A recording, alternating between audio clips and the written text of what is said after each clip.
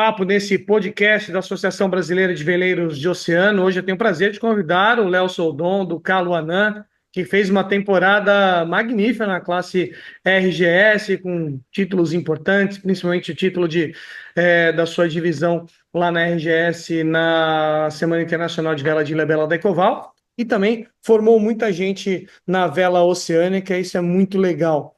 Léo, tudo bem? Tudo bom? Obrigado aí pela oportunidade, Flávio. Legal, bom. Já introduzi um pouquinho desse ano, assim, como é que foi esse ano de 2024 para vocês? Claro que muito especial, né? Foi um ano bem especial. A gente teve, tanto na escola, né, um número legal de alunos, assim, a escola cresceu bastante. Conseguimos levar alguns alunos também para o caminho da competição, né, de regatas. E do ponto de vista da nossa equipe, que corre os campeonatos, a gente também teve uns resultados bem importantes. A gente, como você falou, né, teve a semana de vela de Ilhabela lá na RGS, o Circuito Rio, também a gente ganhou na RGS geral, e a gente fez uma Santos Rio também bem boa, assim, a gente foi em quarto na RGS geral, podia ter feito um resultado um pouco melhor na Santos Rio, mas um quarto tá de bom tamanho, porque ele somou pontos importantes para o Circuito Rio, que a gente acabou sendo campeão do circuito, né? Então foi um ano bem especial, assim. E a turma, nossa equipe também se entrosou mais, a gente conheceu melhor o barco, então todo mundo satisfeito. Legal. Fala um pouquinho do barco para gente, para quem não conhece o Caluanã, qual barco é e por que vocês correm na RGS? Então, o Caluanã é um Skipper 30 Racer Cruiser, né? Ele da, é um barco de PVC, então ele é da famosa infusão, né, que falam. E é um barco bastante competitivo no sentido primeiro que ele é muito marinheiro, muito fácil de tocar o barco. É um barco leve também, então ele anda bem em condições de vento. Pra falar a verdade, a gente testou ele esse ano em todos os ventos, fraco, médio, forte, e ele foi muito bem nessas três forças de vento. Então, assim, é um barco bem seguro, como eu falei, competitivo, e a gente ainda teve o apoio do nosso patrocinador, que foi a House Engenharia, que apoiou a gente com confecção de novas velas. Então, barco foi assim, o primeiro ano nosso com barco, né? Então foi um primeiro ano assim que o barco entregou além do que a gente esperava. No início do ano, o nosso projeto ele nasceu com um desafio de vamos tentar, a meta era ficar entre os três melhores assim nos campeonatos. E ganhar os campeonatos para a gente foi acima daquilo que a gente tinha traçado como meta. E isso veio muito por conta da equipe, né? A gente está com uma equipe legal, assim, de velejadores também. E o barco. O barco realmente ele é fenomenal. Então é isso. O Skipper 30 Race Cruiser de infusão. Muito bom. E a gente estava conversando em Ilhabela, assim, lógico, vocês estão há pouco tempo ainda com o barco, mas quem sabe no futuro próximo também correr na classe Orc, né? Que é a classe, podemos dizer, mais regateira, né? Da vela oceânica, apesar da RGS também ter um equilíbrio muito grande também. Existe essa previsão de vocês? Então, a RGS, para a gente, ela é uma classe que a gente está muito satisfeito nela. Primeiro porque ela está bastante competitiva. Para você ter uma ideia, a gente ganhou o Circuito Rio depois de 6 ou 7 regatas, se eu não me engano, não, 8, alguma coisa assim. A gente ganhou o Circuito Rio por 2 minutos. Assim, é uma classe que está realmente muito disputada. Então, em 2025 a gente segue na RGS. Agora sim, a gente olha para a Orc. A Orc, para a gente, ela traz alguns desafios. O primeiro desafio é a gente melhorar alguns pontos que a gente tem ainda para melhorar como velejadores, né? Para a gente conseguir performar numa orc, você não pode chegar lá ainda com alguns pontos que a gente identifica que a gente precisa melhorar. Tem a questão também do investimento. Correr uma orc, a gente sabe que não é um investimento pequeno, então a gente precisa repensar o nosso jogo de velas, teria que pensar algumas coisas também no barco, então tem uma parte aí de investimento também precisa ser melhor estudada. Mas a gente pensa assim, não no curto prazo, mas alguma hora a gente pensa em ir lá na Orca para ver como é, testar a gente, testar o barco e ver se a gente tem condições de competir numa classe tão disputada como a Orc. Mas hoje a RGS atende a gente muito bem no sentido de competitividade, a gente se sente bem correndo na classe e vamos ficar lá mais um tempinho. Mas a Orc é a meta. Vamos ver se a gente chega lá e consegue andar bem. Tem tempo para isso. E como E é que é tem. formar esses velejadores, né? Além de uma equipe, vocês também formam velejadores. Esse ano vocês fizeram com o Marcelo Belotti, do Fitoervas Sim. 4Z, uma clínica também de J70. Fizeram várias clínicas também, formaram velejadores. Como é que é? Quem quer começar já vai fazendo um treinamento com vocês? Tem aulas teóricas, aulas práticas? Conta pra gente um pouquinho desse mundo também didático da vela oceânica. É legal. Boa questão. A gente tem hoje uma trilha completa os dois perfis de velejadores que a gente atende. Então, o velejador ele chega na Caluanã, ele começa no nível básico, se for o caso.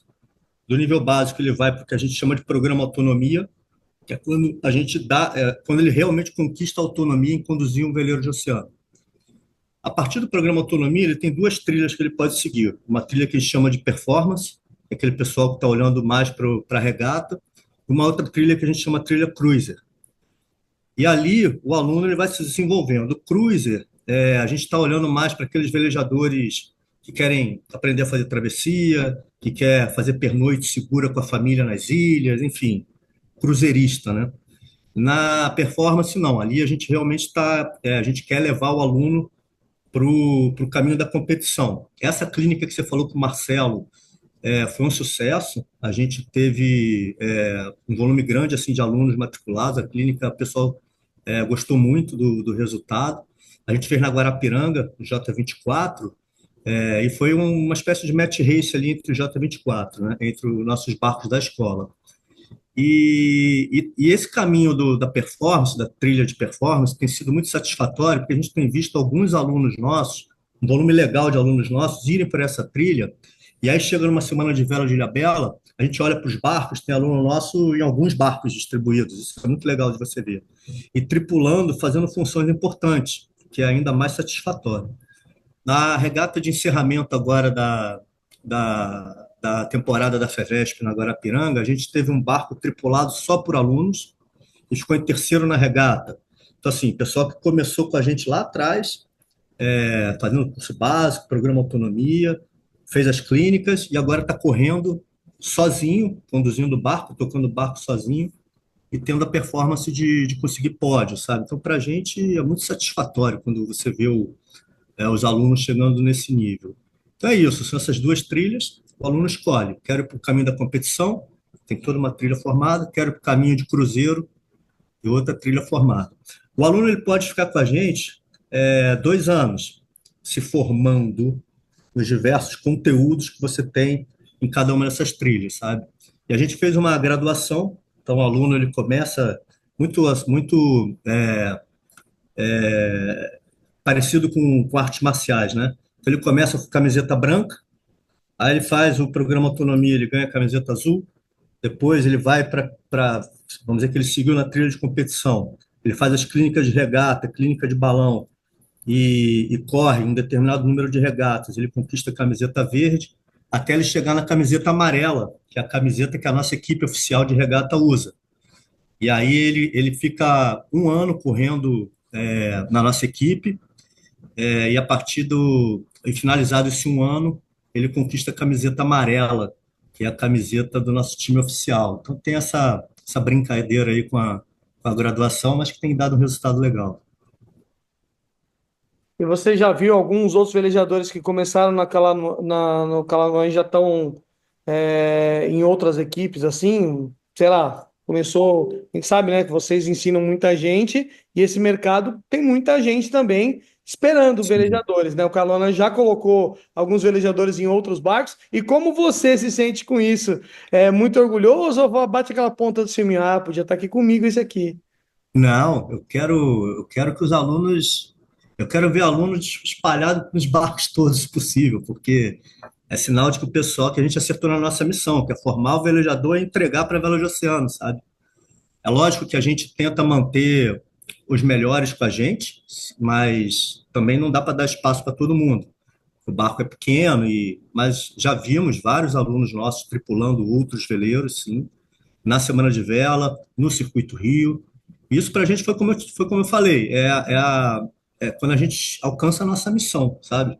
Quando eu vejo o aluno nosso correndo regata, em barcos que estão brigando, no fundo, não precisa nem estar brigando pelo título, mas que está ali disputando de verdade. Eu vejo alunos da Caluanã executando funções importantes dentro do barco, ou seja, colaborando para o barco realmente performar, andar. É a hora que eu falo, ó, entregamos o velejador para a Vela de Oceano. Tá lá, ó, aquele barco ali tem dois, aquele ali tem três, aquele ali tem um. Essa é a nossa missão, formar velejador para a Vela de Oceano. É isso que a gente quer. Tem dado certo. Muito bom, tem dado muito certo. Bom, já para encerrar essa nossa conversa, o que que você projeta para o ano de 2025?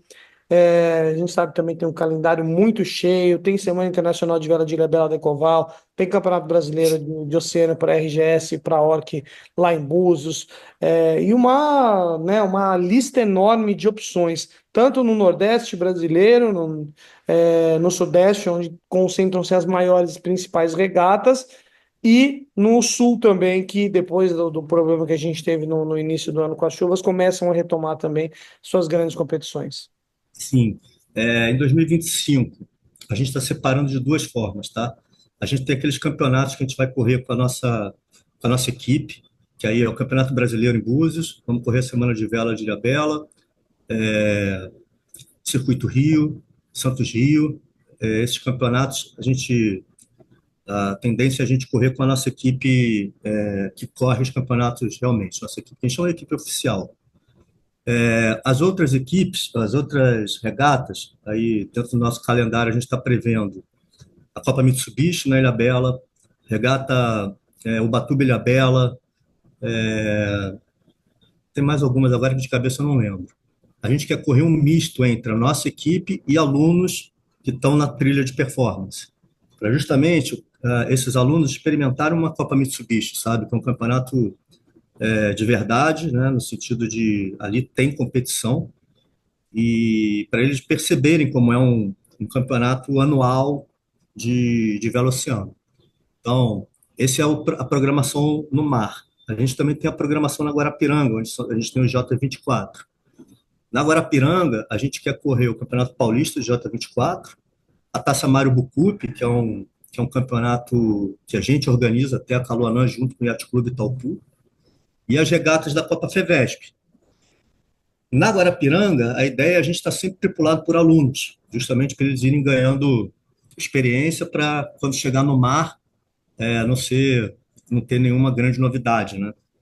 Mas no mar, dessa forma que eu falei, a gente tem o Copa Mitsubishi com alunos e os campeonatos, assim, que eu vou botar entre aspas, mas é porque a gente considera mais importante a nossa equipe oficial para tentar fazer resultados ou iguais ao que a gente fez esse ano ou até melhores.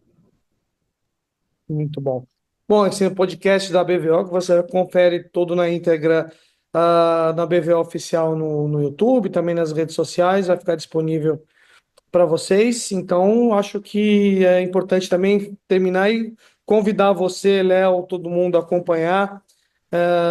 O Felipe também, que é o nosso grande influenciador da vela brasileira aí, sempre divulgando, prestigiando as grandes regatas, a fazer curtir, clicar, seguir a gente e divulgar bastante essa entrevista e outras que tem aqui, tem com o próprio Baiar Neto, que é o Comodoro, a gente tem outros grandes nomes aí também que falaram com a gente.